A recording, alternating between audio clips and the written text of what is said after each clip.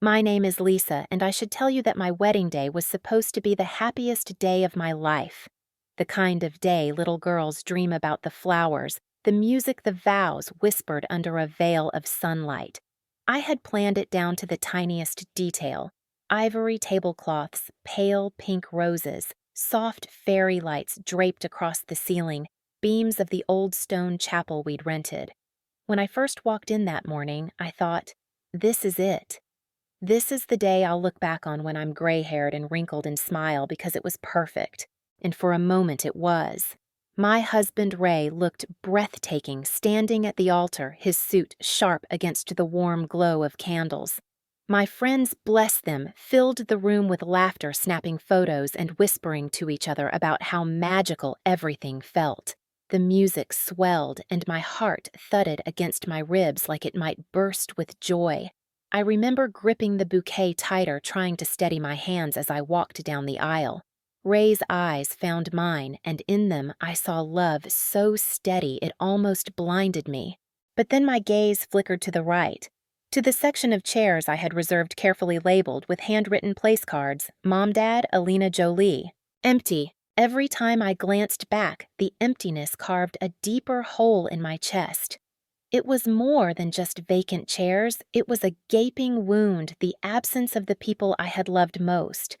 My parents, who should have been wiping tears as their daughter walked toward her future. My sister Alina, who should have been adjusting my veil and whispering, "You've got this." Jolie, my best friend since childhood, who had promised to be my maid of honor before she vanished from my side. They weren't there, not one of them. I smiled anyway. The kind of smile that strains your cheeks until they ache, the one you wear when you're desperately trying to pretend everything is fine. My photographer even complimented me later, said I glowed like a bride in a magazine. But inside my chest felt hollow. During the vows, I tried to push the thought away. Ray's voice was steady, warm, almost trembling when he said, "I choose you." My friends sniffled. Cameras clicked. I swore I could almost feel my grandmother's presence with me, though she had passed years ago. She'd always been my safe place, my quiet champion in a family where I never felt like enough.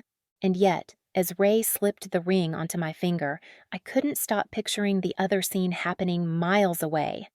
My parents raising glasses of champagne at Alina's engagement party. My sister smiling for photos draped in admiration. Jolie standing at her side, no doubt laughing at jokes about how selfish I had been to schedule my wedding on the same day. The ache grew heavier. Why wasn't I enough for them? Why wasn't my day worth showing up for? The minister pronounced us husband and wife, and everyone around us erupted into applause. Ray kissed me, and for a fleeting heartbeat the world narrowed down to just him and me.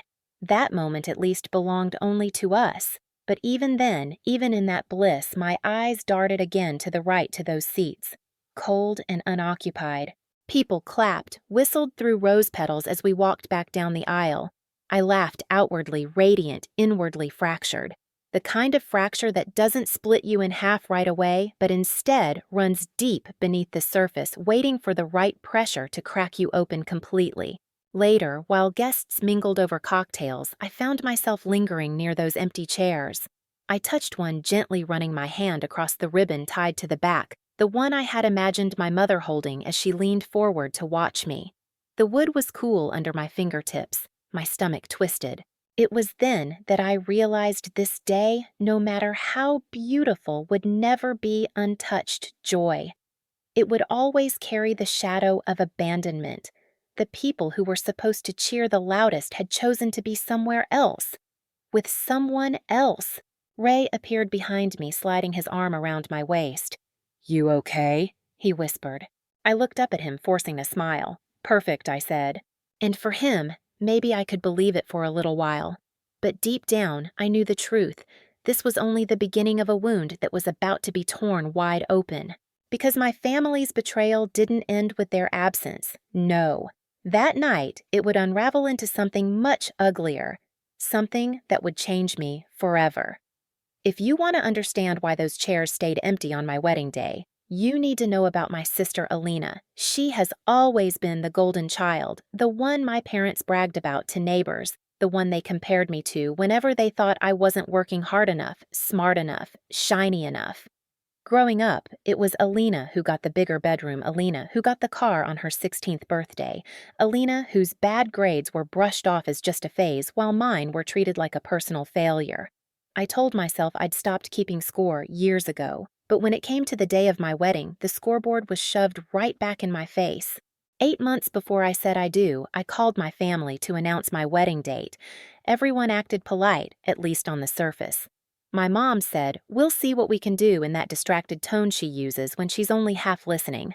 My dad gave me one of his non-committal thumbs-up emojis 3 days later.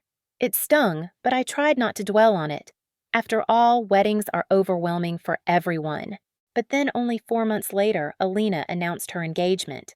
She hadn't even been dating her fiancé Daniel for a full year, but she beamed like she'd just secured royalty. 2 months after that, glossy save-the-date cards for her engagement party landed in mailboxes across our extended family. The problem, the party was scheduled for the exact same day as my wedding. At first, I thought it had to be a mistake.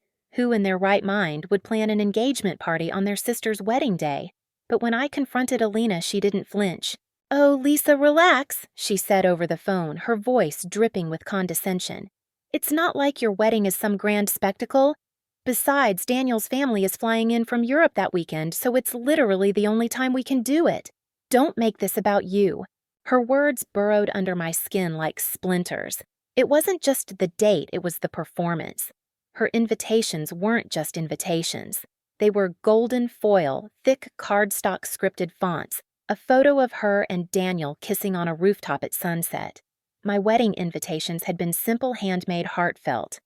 Alina's screamed, "Look at me, look at us, we're the stars." And everyone did. The RSVPs to her party poured in like wildfire. My phone, on the other hand, stayed disturbingly quiet. A few short texts, a half-hearted, "We'll see." Deep down, I knew what was happening, the same pattern I'd seen my entire life. Alina commanded the spotlight, and everyone else fell into orbit around her. It wasn't just my family, either. Alina knew how to play the social game. She posted selfies with Daniel, constantly tagging them with captions like, "Found my forever" or "Sorry, Lisa." But I had to steal the crown. That one stung the most. She deleted it an hour later, probably realizing she'd gone too far, but not before dozens of people saw it. Not before Jolie saw it. And Jolie, my best friend, the girl who'd promised to stand by me at the altar. She started spending more time with Alina after the engagement announcement. She'd tag Alina in Instagram stories wedding planning fun, and I'd watch from the sidelines wondering when exactly I'd become invisible in my own narrative. What I didn't know then, but would later discover, was that Jolie had her own reason for clinging to my sister. She had been quietly infatuated with Daniel, my sister's fiancé, for months. Being close to Alina meant being close to him, and apparently that mattered more than decades of friendship with me. By the time my wedding week arrived, the lines were clearly drawn. Family and Jolie had chosen Alina's glittering party over my vows. I was the afterthought, the side character in my own story. I told myself it didn't matter. I told myself Ray's love was enough, that my friends would fill the room with warmth. And for the most part, they did. But that gnawing ache, the knowledge that my family had abandoned me on purpose, never left my chest. It wasn't just their absence. It was the message behind it. They hadn't just chosen Alina's party. They had chosen her over me, again. And as much as I tried to bury that truth under smiles and laughter, it would keep rising, clawing its way back to the surface until I couldn't ignore it anymore. 2 weeks before my wedding, I dialed my mom's number with shaky hands. I had been putting it off, telling myself she'd surprise me, that deep down she wouldn't really miss my big day. But the silence from my family was gnawing at me, and I needed to hear her say it, that she and Dad would be there smiling proudly as I walked down the aisle. The phone rang twice before she picked up. "Lisa," she said, her voice calm, almost too calm. "Hi, Mom," I said, forcing cheer into my tone. "I just wanted to confirm your travel plans for the wedding. Have you booked the hotel?" There was a pause. A long one. The kind where you can practically hear the excuses forming. "Well, Lisa," she began, her voice soft but heavy with guilt, "I knew wasn't genuine about the wedding. It's just that your sister's engagement party is the same day. It's going to be difficult for us to attend both." I let out a sharp laugh, thinking it had to be a joke. "You're kidding, right?" She didn't laugh. Her future in-laws are flying in from Europe. It's such a rare opportunity to have everyone together. You'll understand when you have children of your own. I felt my throat tighten, words catching like thorns. "So you're not coming to my wedding, Mom." She sighed like I was a child making a fuss about nothing. "It's not that simple. We just can't be in two places at once." I couldn't respond. My hand was trembling so badly I nearly dropped the phone. Without saying goodbye, I hung up. The silence in my apartment pressed against my ears, suffocating. That night, I sat on the floor of my bedroom, knees pulled to my chest. I thought about all the times my mom had brushed me aside for Alina. When I won second place in a debate competition in high school, she left early to watch Alina's dance recital. When I was accepted into my first-choice college, she only congratulated me briefly before asking Alina about her boyfriend drama. It had always been Alina's world. I just lived in it. This time, though, it wasn't a recital or a boyfriend. It was my wedding day. I felt my chest clench and my breathing quicken. It wasn't just sadness anymore, it was panic. A sharp, suffocating weight pressed down on me. My palms grew clammy and the room spun. I curled tighter, trying to ride it out, whispering to myself, "Breathe, Lisa. Just breathe." Minutes passed before the wave loosened its grip. When it did, the silence felt heavier than before. I wiped at my cheeks and tried to pull myself together. Ray noticed, of course. He always noticed. He found me sitting at the kitchen table later, my eyes red. "Hey," he said gently, setting down the grocery bags he'd carried in. "What's wrong?" I shook my head too quickly. "Nothing, just wedding stress." He crouched down, searching my face. "Lisa, I can tell when you're lying." But I couldn't bring myself to tell him the truth. I didn't want to ruin his excitement, his joy. I wanted at least one of us to hold on to the magic of what was supposed to be the happiest day of our lives. So I kissed his forehead and whispered, "It's nothing. I'm fine." I wasn't fine. In the days that followed, the calls and texts from family trickled in each one, a dagger wrapped in polite regret. My uncle. "We're so sorry, but we can't miss Alina's big moment. My aunt, we'll celebrate with you another time." And then, the worst of them all, silence from Jolie. I held myself together, plastered smiles when people asked about the wedding. But every night when Ray was asleep, I sat in the dark with that suffocating panic growing bigger inside me. My family's absence wasn't just an empty seat anymore. It was proof that no matter what I did, I would never be chosen. The night before my wedding, my phone lit up with Jolie's name. For a second, my heart lifted. Maybe she was calling to say she'd landed, that she was at the hotel, that she couldn't wait to stand beside me, the way we'd always planned since we were 12 years old. I answered with a nervous smile. "Jolie, you're here." There was a pause on the other end, then a sigh. "Lisa, I'm really sorry. I can't make it to the wedding tomorrow." The smile froze on my face. "What?" I promised Alina I'd be at her engagement party. It's kind of a big deal with her fiancé's family flying in and everything." She sounded almost rehearsed, like she'd practiced the excuse before calling. My chest tightened. "But you're my maid of honor." "Jolie, we've been planning this since we were kids. Remember in high school when we swore we'd be each other's person? I bought you that silver bracelet and you said you'd wear it at my wedding." "I know," she whispered, guilt lacing her voice. "I really tried to figure out a way to do both, but Alina needs me. Alina needs me." The words echoed like a curse. I wanted to scream, to ask her how Alina needed her more than I did, to demand why my lifelong best friend, the one who knew my secrets, my fears, my dreams, could abandon me so easily.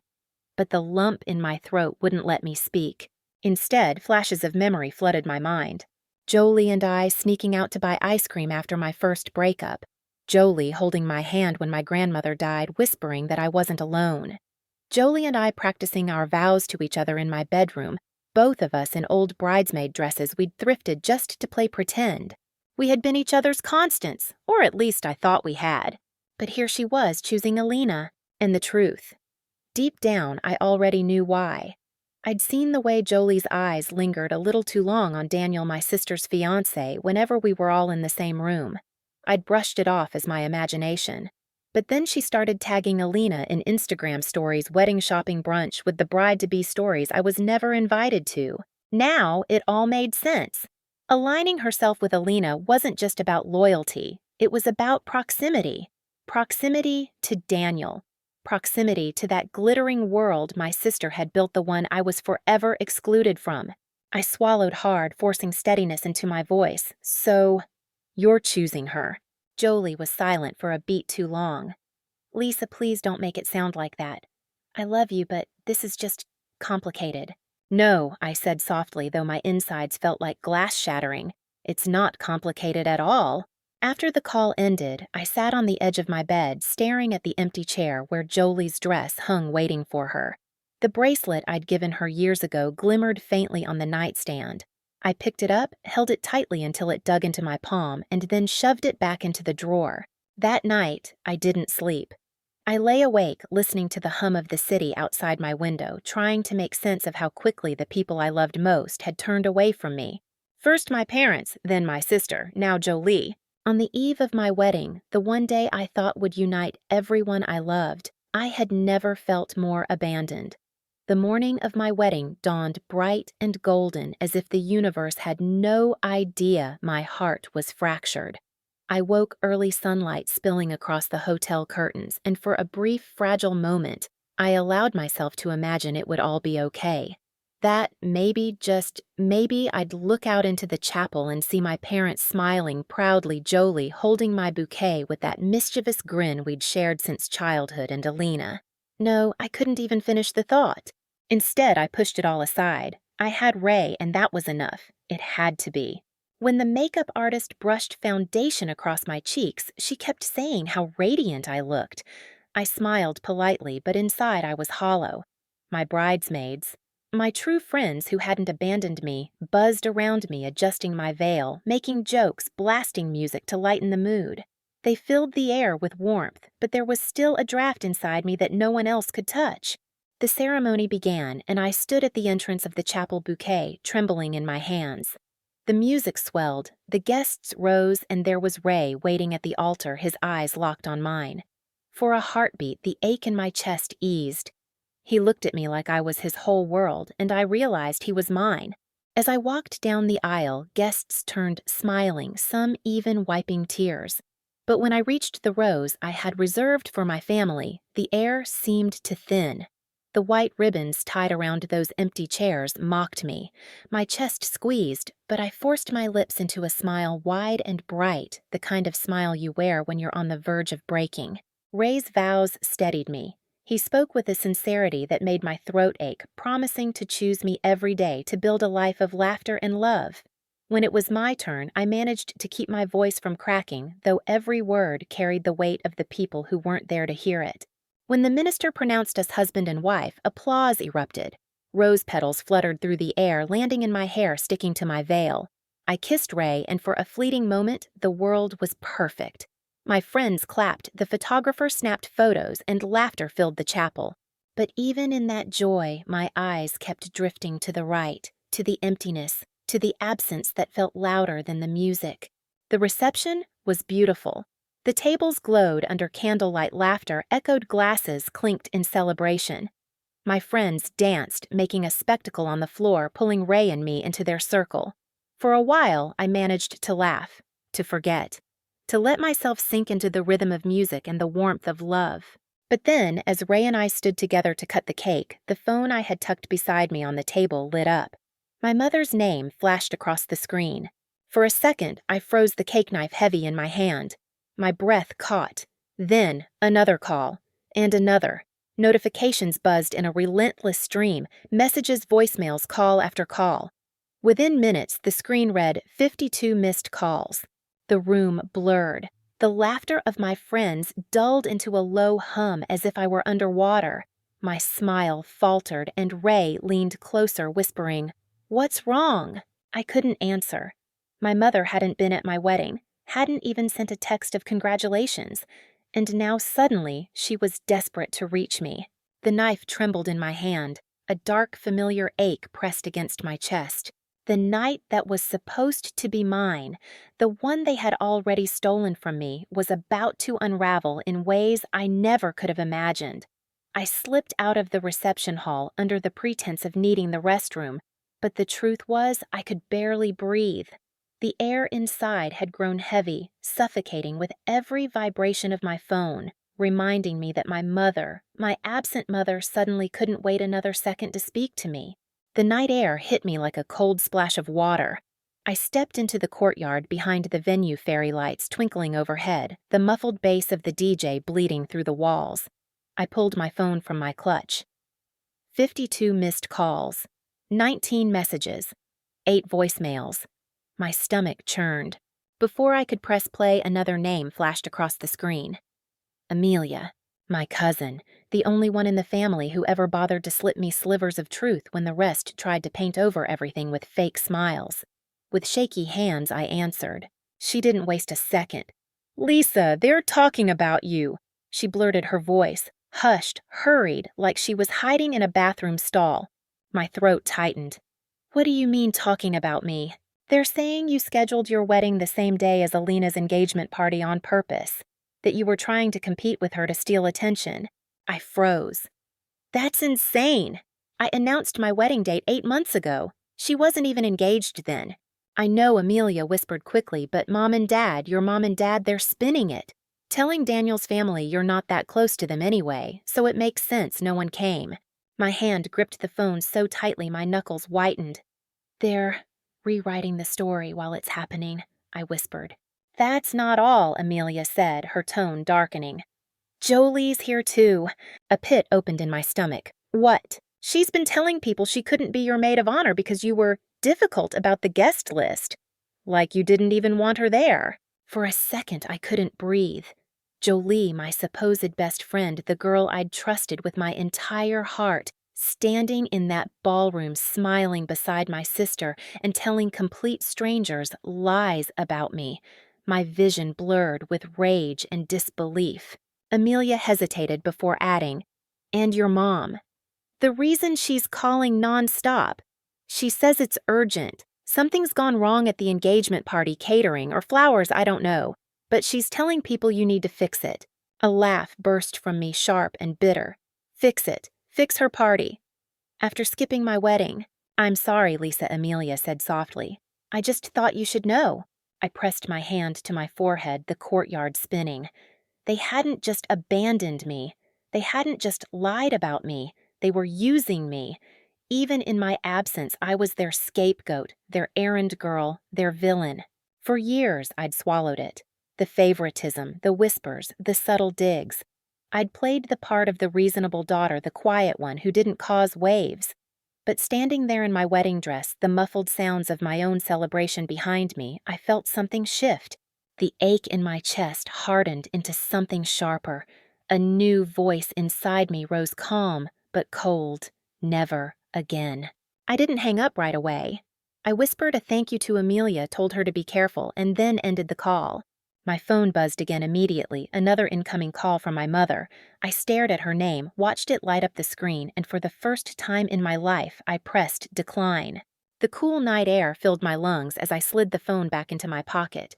Inside, Ray was waiting. The music was playing, my friends were dancing. This night belonged to me. To us, not to them.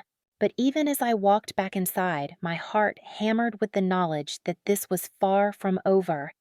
The reception was in full swing when I returned inside. Music pulsed, lights flickered, and for a brief moment I let myself be pulled back into the celebration. Ray twirled me on the dance floor, laughter bubbling out of me despite the storm brewing in my chest. But no matter how tightly I clung to that joy, I could still feel the weight of my phone in my pocket buzzing like a ticking time bomb. Later, when I slipped away to catch my breath, I pulled it out again. Among the dozens of missed calls and texts, one notification stood out, a message from Amelia. "You won't believe this. Don't tell anyone I sent it." Attached was a photo. I opened it and the air seemed to leave my lungs. My stomach dropped so hard I had to grip the edge of the counter just to stay upright. In the photo, Alina stood radiant at her engagement party, a smug smile plastered on her face. She wore a shimmering designer gown that probably cost more than my entire wedding. But it wasn't the dress that made my pulse hammer. It was what hung around her neck. A necklace, not just any necklace, my grandmother's wedding necklace. The one heirloom I had been promised since I was 19. The one my grandmother had pressed into my hands the summer before she died, whispering, "Lisa, this is yours. I want you to wear it on your wedding day." She'd even written it into her will. That necklace was supposed to be mine, my reminder that even in a family that made me feel invisible, at least my grandmother had seen me. 2 months ago, I had asked my mother about it. She had waved me off, claiming it was damaged. Best not to use it, dear, she'd said dismissively, like it was worthless junk. I believed her. I grieved it quietly, slipping the empty velvet box back into my dresser, telling myself that even without it, my grandmother's love was still with me. But here it was glittering on Alina's collarbone, perfect, untouched, radiant. My hands trembled as I zoomed in on the photo, and then it got worse. In the corner of the framed glass of champagne in hand stood Jolie, my so-called best friend, laughing at Alina's side like she belonged there all along. The room tilted, the blood roared in my ears. My mind spun back to the night my grandmother gave me the necklace. She'd been frail, her hands trembling as she held mine. "Lisa," she said, her eyes misty but sharp with certainty, "this is for you. I want it on your wedding day. Promise me." I'd promised. I'd sworn it. And now my mother had stolen that promise from me, lied to my face, handed it over to Alina like I was nothing. Ray noticed me stiffen my eyes, glued to the phone.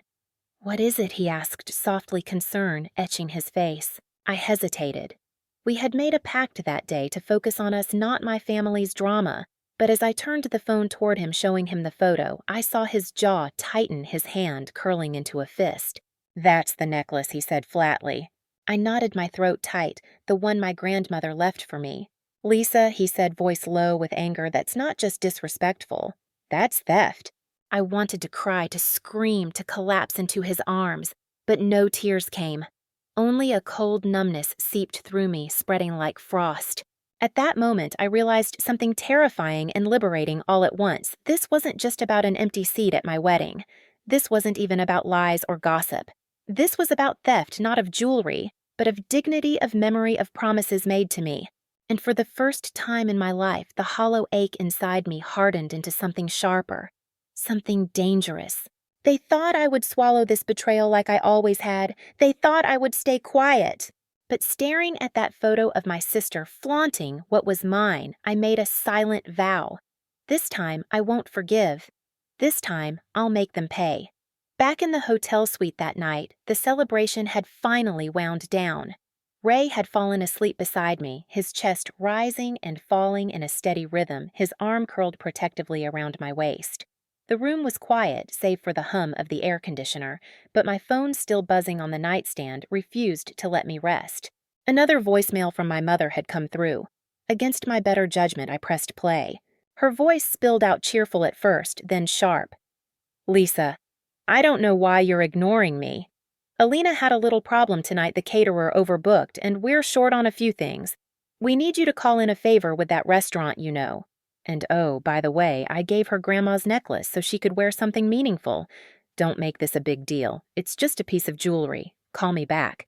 Her words hit me like a slap. My grandmother's necklace, my necklace reduced to just a piece of jewelry.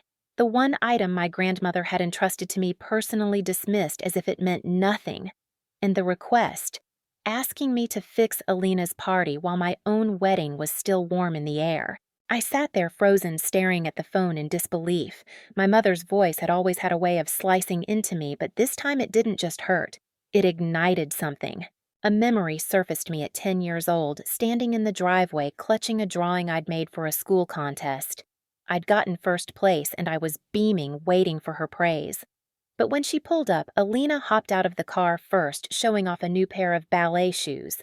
My mom rushed to fuss over them, cooing and laughing, while I stood there with my picture wilting in my hands.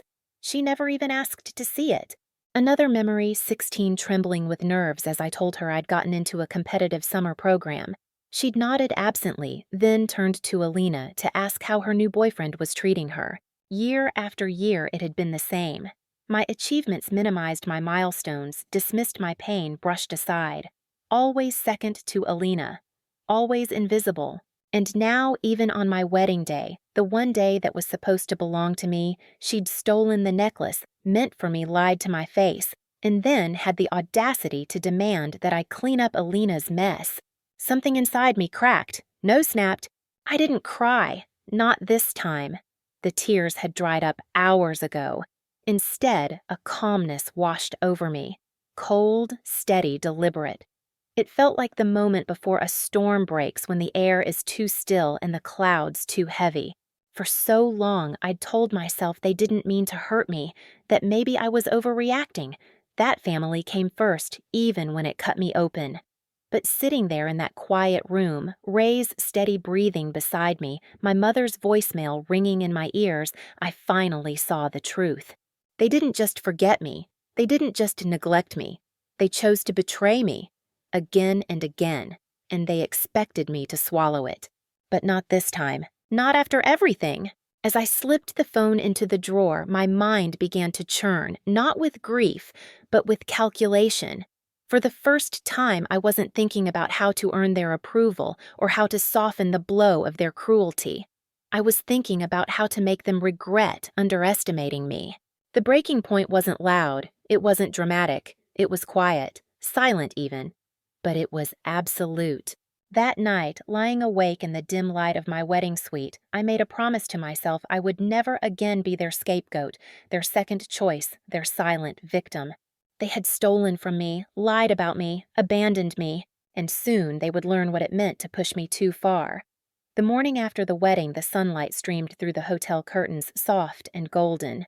Ray stirred beside me, murmuring my name in his sleep, but my mind was already racing. I didn't feel newlywed bliss. I didn't feel the giddy high I'd dreamed of for so long. What I felt was focus, cold, sharp focus. I slid out of bed, quietly grabbed my phone, and opened the messages. Dozens of them blinked back at me, texts dripping with guilt voicemails with my father's clipped tone. Even distant relatives who hadn't spoken to me in years suddenly ordering me to call your sister. Not a single message said congratulations. Not one said we're sorry for missing your big day. No, they were orders, demands, instructions. As if I were still a little girl expected to obey without question. I sat at the small desk in the hotel suite and created a new folder on my laptop. I labeled it simply, "For Later." One by one, I began to fill it. Screenshots of texts from my parents dripping with manipulation. The photo Amelia had sent of Alina in my necklace. The voicemails, especially the one where my mother called it just a piece of jewelry and asked me to fix Alina's party. Each file felt like ammunition carefully stored away for a battle I hadn't yet announced. When Ray finally woke, I closed the laptop and smiled at him, pretending I was looking at honeymoon destinations. He kissed my forehead and didn't press. He knew I was holding something back, but he also knew better than to force it out of me before I was ready. That week, while we escaped to a quiet seaside town for a short honeymoon, I kept up the facade. We strolled hand in hand along the shore, ate gelato in little cafes, and took photos of sunsets. But when Ray was in the shower or asleep, I pulled out my phone and scrolled through legal forums, inheritance laws, anything that could give me clarity about what my mother had done with the necklace. It wasn't grief that fueled me anymore. It was strategy. When we returned home, I threw myself into work with a kind of obsession that startled even me.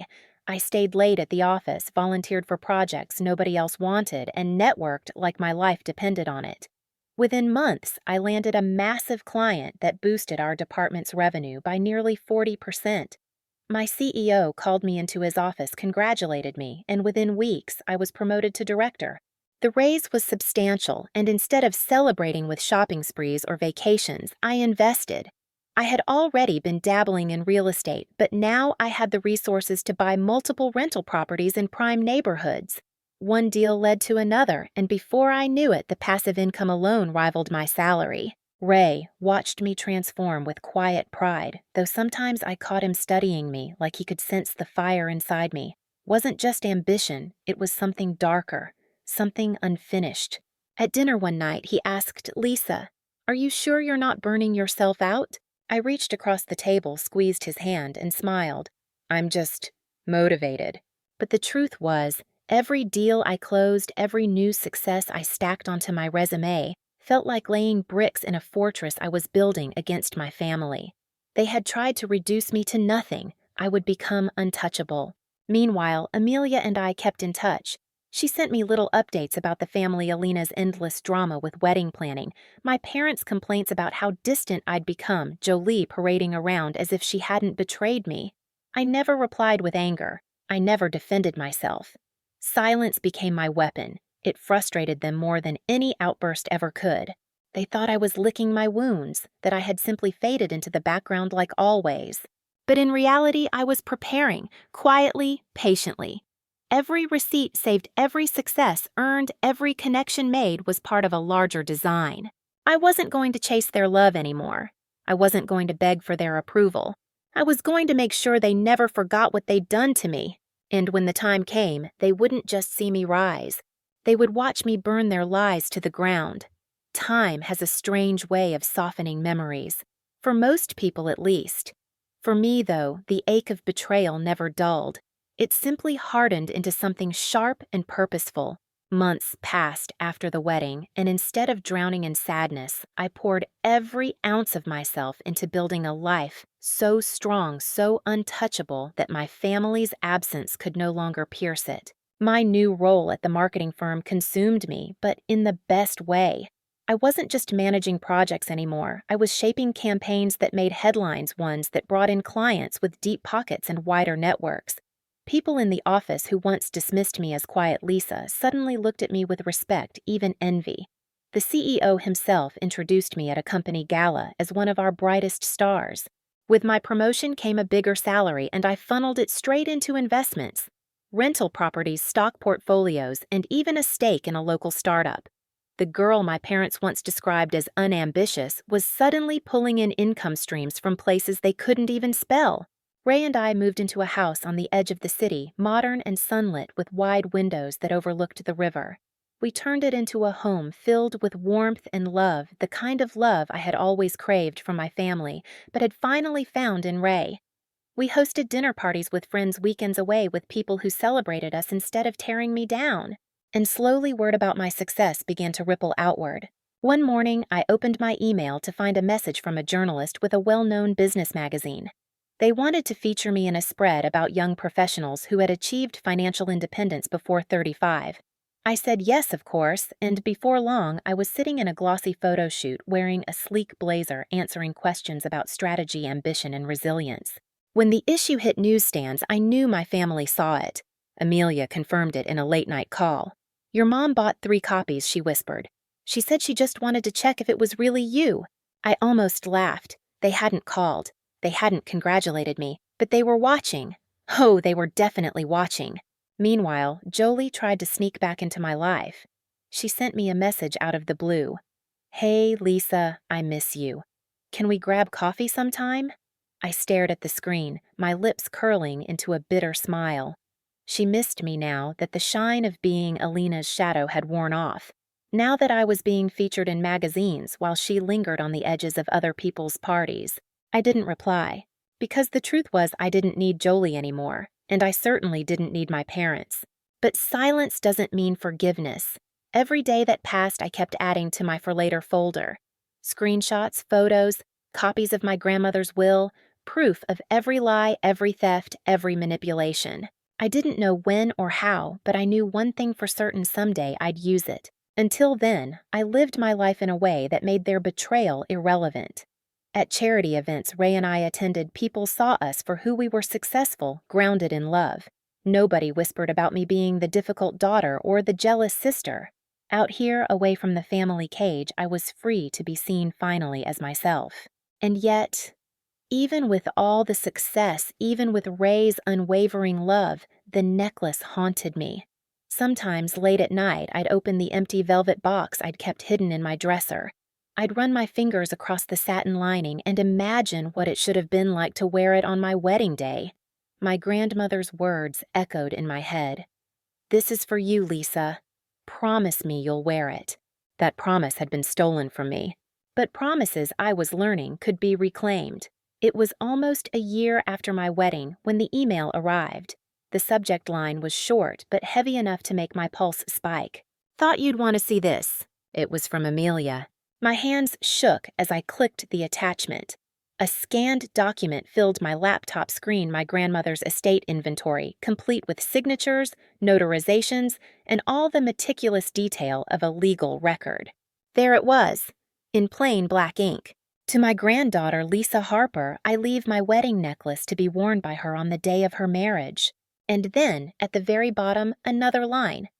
A note I had never seen before, dated June 15th, the night of Alina's engagement party. "Released to Alina Harper for temporary use to be returned to rightful owner." My mother's signature sat neatly beneath it.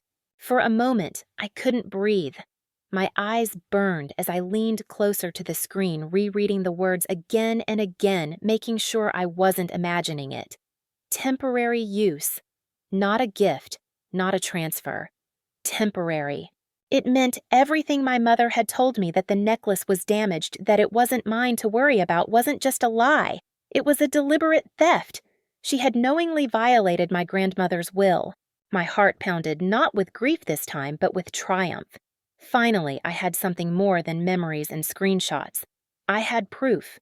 Ironclad legal proof. I forwarded the file to my private email, then printed 3 copies, one for myself, one for safekeeping, and one I locked away in a folder marked evidence. That night, while Ray and I ate dinner at the long oak table in our sunlit kitchen, I debated whether to tell him. He had stood by me through every silent storm, every late night I spent poring over old voicemails, but I didn't want him to see just how far I was willing to go. Still, when I slid the paper across the table, his eyes scanned it and his jaw tightened. "Lisa," he said slowly, "this isn't just personal anymore. This is legal." I nodded. "I know." The next morning, I called a lawyer. Not just any lawyer. I hired Vincent Calloway, a discreet but ruthless attorney known for handling inheritance disputes with surgical precision. His office was sleek, glass-walled, perched high above the city. When I slid the folder across his desk, he studied it with calm, practiced eyes. After several minutes, he leaned back in his chair. "You have a strong case, Lisa. Legally, that necklace belongs to you. If they refuse to return it, you can sue for wrongful withholding of inherited property. Depending on how we position this, we could also argue damages." "Damages," I repeated. He nodded. "Emotional distress, public harm, misrepresentation of inheritance. It won't be hard to prove, given the paper trail you've shown me." I left his office with my heart hammering. For the first time, the power didn't feel tilted toward my parents or Alina. For once, I wasn't the invisible daughter begging for scraps of affection. I was the rightful heir, armed with the law on my side. But I didn't rush. Timing, I knew, was everything. Around the same time, fate handed me another piece of the puzzle. Through my new position at work, I'd begun networking with high society event planners and venue owners. One afternoon over coffee, an event planner gushed about her newest client. "This bride is exhausting so many demands, such a massive budget." Name's Alina Harper. Ever heard of her? I kept my expression neutral, but inside my mind raced. My sister's wedding was in 6 months. Lavish, expensive, public. Exactly the kind of stage my parents lived for. And now I had proof that the centerpiece of Alina's bridal look, my grandmother's necklace, was mine legally and rightfully. The universe had placed all the pieces in my hands. The will, the release note, the upcoming wedding. It wasn't just about revenge anymore. It was about justice. The morning of Alina's wedding dawned like a scene from a glossy bridal magazine, sunlight pouring in through clear skies, the city buzzing with excitement. But I wasn't invited. Of course not. I sat at my desk in my home office, the velvet box in front of me still empty, my laptop glowing with one last checklist. Every piece of evidence was neatly organized: my grandmother's will, the estate inventory, the signed temporary release with my mother's signature, dated photos of Alina flaunting the necklace at her engagement party. And finally, the document my attorney Vincent had prepared, a formal demand letter citing legal ownership of the necklace, addressed not only to Alina, but also to the wedding venue owner and the event planner. The timing was deliberate. Vincent was scheduled to deliver the papers at 3:15 p.m. right as the photographer began snapping bridal portraits and guests started to arrive. But that was only part of the plan. Weeks earlier, I had tipped off a lifestyle journalist I'd befriended through a charity gala. I didn't tell her everything, just enough to pique her curiosity. A missing heirloom. A bride planning to wear something that didn't legally belong to her. She promised nothing, but I knew her type. If there was drama, she would be ready. At 3:17 p.m., my phone buzzed. Vincent's calm voice came through. "It's done." A pause. "Your sister didn't take it well." Understatement of the year. Amelia's texts came flooding in moments later, frantic and breathless, like she was crouched behind the dressing room door. "She's screaming at Mom." The planner read the letter and they told her she can't wear it. Mom tried to smooth it over, but when Vincent showed the signature on the release, they had no choice. The necklace is off. The photographer packed up the jewelry shots. Alina's in tears. I leaned back in my chair, my pulse steady, my lips curling into the smallest, coldest smile. For years I had been the afterthought, the forgotten daughter, the scapegoat, but not today. And as if on cue, the first ripples began to spread online. Grainy photos surfaced of a furious-looking bride with bare shoulders where the necklace should have gleamed. Guests' whispered captions grew vague but loaded last-minute changes at the Harper wedding. By the next morning, the journalist's article went live. "The missing heirloom, the quiet drama behind yesterday's lavish Harper wedding." She laid out the facts plainly. My grandmother's will, the release, the rightful inheritance. No sensationalism, just truth cold and undeniable. And at the end, one line that made my chest tighten with quiet vindication. "The necklace has since been returned to its rightful owner, granddaughter Lisa Harper, in accordance with her grandmother's wishes." It was true. Vincent had walked out of that venue with the necklace in hand.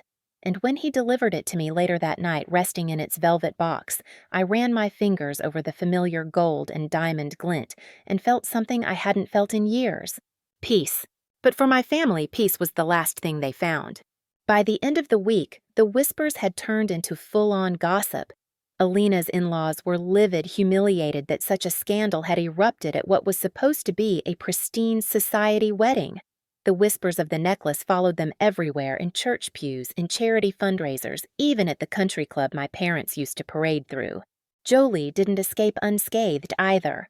The article's quiet revelation exposed her lie that she hadn't been my maid of honor because of guest list drama. Friends who had believed her suddenly realized the truth. One by one, they cut her out. And me, I didn't post anything. I didn't gloat. I didn't answer the endless calls from my parents who now begged for a conversation. Silence was my victory, because in one single day the narrative shifted. I wasn't the forgotten one anymore. I was the wronged heir, the granddaughter who had fought quietly, strategically, and won. And my family. They were left with ashes of the image they had spent decades curating. All because they thought I would stay silent. The fallout came faster than I expected. By the end of that first week, the whispers about the necklace had spread through every circle my parents once cherished. People who used to fawn over them at fundraisers suddenly had other plans. Invitations dried up. Smiles grew tighter. The Harper name, once polished and envied, had become synonymous with scandal and selfishness. Amelia kept me updated in hushed late-night calls, Mom's blaming Dad for not handling it quietly, Dad's blaming Mom for signing the release in the first place. And Alina. She's unraveling. She tried to post an old photo of herself wearing the necklace with some dramatic caption about family being more important than property. But the comments turned ugly fast. People kept tagging you, asking why she was still trying to claim something that wasn't hers. I listened quietly, never interrupting, never adding fuel. The silence worked better than anything I could have said. It left them flailing, no target to pin their anger on, no outburst to twist into their version of the truth. Even Jolie wasn't spared. She had been one of Alina's loudest defenders, the one spreading lies about me banning her from the wedding. But when the article laid everything out in black and white, her duplicity was undeniable. Mutual friends ghosted her. At a networking event months later, I saw her across the room. She froze, glass of wine in hand, and couldn't even meet my eyes. I didn't approach her. I didn't need to.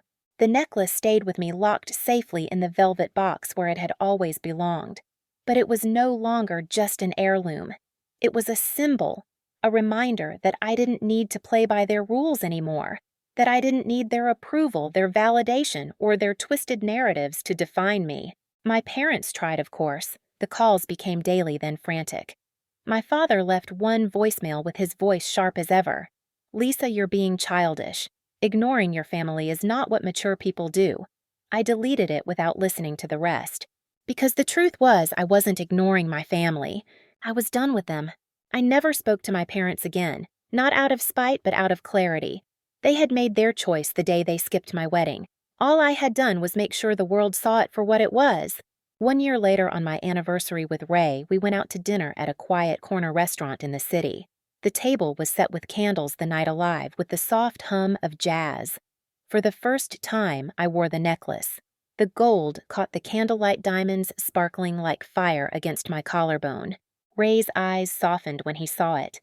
"Feels like it's home now, doesn't it?" I touched the pendant gently, remembering my grandmother's frail hands pressing it into mine, her voice whispering, "Promise me you'll wear it." I nodded, smiling faintly. "Yes, it's finally home." As we clinked our glasses, I thought about doors. For years, I'd stood in front of one begging to be let in, desperate for the love that should have been mine. But that night, I realized I hadn't just closed the door on my family. I'd locked it, and I had thrown away the key.